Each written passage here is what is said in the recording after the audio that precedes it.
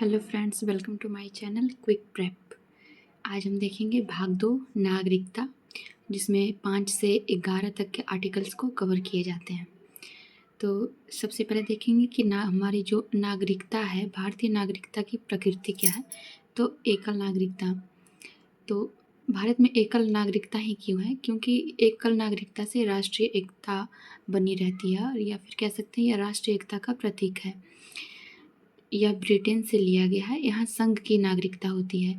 कहने का मतलब हुआ, यहाँ आपको स्टेट वाइज नागरिकता नहीं मिलती है कि आप बिहार से हो तो आपको बिहार की नागरिकता दी जाएगी, आप किसी अन्य राज्य से हैं तो अन्य राज्य की नागरिकता दी जाएगी। यहाँ एकल नागरिकता का प्रावधान है। तो ये नागरिकता क्या होता है, किसे कहते हैं नागरिक? तो नागरिक जिसे सिविल और राजनीतिक दोनों तरह के अधिकार प्राप्त होते हैं, उसे नागरिक कहते हैं। इसको शॉर्ट में लिखेंगे। फिर आता है, देखेंगे राजनीतिक मानव कितने तरह के हो सकते हैं। तो राजनीतिक मानव, जिसको नागरिक भी कहते हैं, विदेशी भी कहते हैं, शरणार्थी भी और राजीवीन भी, तो ये किसी काम का नहीं है। और फिर अब हम देखेंगे आर्टिकल्स। इसमें कुछ और बातों को याद रखेंगे, जैसे आर्टिकल 5 से 10 जो आर्टिकल है वो पहले नागरिकता लेने के तरीके थे, और आर्टिकल 5 जो कि सबसे पहला लागू होने वाला आर्टिकल है। तो आर्टिकल 5 क्या कहता है? तो 26 जनवरी 1950 तक अगर कोई भारत किसी भी व्यक्ति को जिसको नागरिकता लेना है, तो 26 जनवरी 1950 तक का अगर भारत का हुआ मूल निवास है उसके पास, डोमिसाइल, या ये तो एकदम ज़रूरी है, इसके अलावा भी है दूसरा नंबर में, अगर वह 5 वर्ष पहले से निवास कर रहा हो, या जन्म भारत में हुआ हो, या उसके माता पिता कोई भारतीय हो।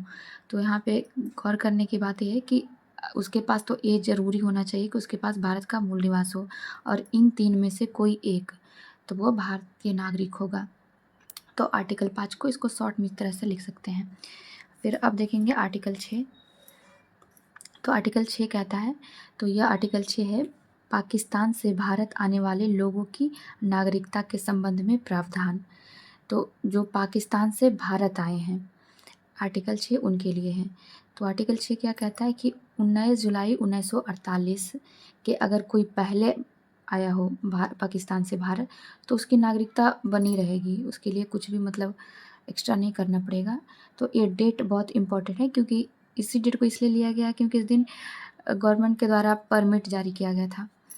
परमिट था जिसमें एक रजिस्टर कह सकते हैं, जिसमें अगर कोई आ रहा है जा रहा है तो उसको यहाँ रजिस्टर करवाना होता था। तो इस डेट को ये लागू किया गया था। तो अगर 19 जुलाई 1948 के पहले कोई आ गया है तो उसकी नागरिकता बनी रहेगी, और 19 जुलाई 1948 के बाद अगर कोई भारत में आ रहा है पाकिस्तान से, तो उसको पहले यहाँ रजिस्टर करा करके 6 महीने उसको निवास करना होगा, उसके बाद उसको नागरिकता दी जाएगी। तो आर्टिकल 6 इतना ही है। अब हम देखेंगे आर्टिकल 7। आर्टिकल 7 जो है वो भारत से पाकिस्तान जो लोग गए थे और उसके बाद फिर वो भारत की नागरिकता लेना चाहते हैं, उनके लिए है आर्टिकल 7। तो वैसे व्यक्ति जो 1 मार्च 1947 के बाद भारत से पाकिस्तान गए हों, डेट याद रखेंगे, 1 मार्च 1947 के बाद भारत से पाकिस्तान गए हों, और 19 जुलाई 1948 के पहले लौट गए हैं, तो उनकी नागरिकता बनी रहेगी। लेकिन अगर इस डेट को गए थे और इस डेट के बाद आ रहे हैं, तो उनको 6 महीने बाद रहने के बाद उसको नागरिकता प्रदान की जाएगी। तो बस आर्टिकल 7 इतना ही है। अब देखेंगे आर्टिकल 8। तो आर्टिकल 8 कहता है, भारत के बाहर अगर कोई व्यक्ति का जन्म हो रहा है जिसके माता पिता भारतीय हों, तो उस व्यक्ति के जैसे माता पिता हैं और उनके बच्चे का अगर जन्म हुआ है विदेश में, तो उनको भारतीय दूतावास में 1 वर्ष में पंजीकरण करवाकर नागरिकता उसको दी जा सकती है। अब देखेंगे आर्टिकल 9। तो आर्टिकल 9 कहता है, विदेशी नागरिकता लेने पर भारत की नागरिकता समाप्त हो जाएगी। ये सिंपल सी, इसमें कुछ समझने वाली बात नहीं है। फिर है आर्टिकल 10। तो आर्टिकल 10 कहता है, नागरिकता के प्रावधान में अनुच्छेद 5, 6, 7, 8, 9 में दिए गए हैं सांसद के कानून बनाने तक जारी रहेंगे। तो इसके पहले जो भी अपने आर्टिकल देखे थे 5 से 9 तक के, तो वो सारे आर्टिकल लागू रहेंगे जब तक कि सांसद कोई और कानून नहीं बनाता है। जैसे आपने पढ़ा होगा नागरिकता संशोधन अधिनियम 1955 आया, उसके बाद से नागरिकता के लिए ने चेंज कर दिए गए रूल। तो यही कहा जा रहा है इसमें आर्टिकल 10 में। फिर देखते हैं आर्टिकल 11।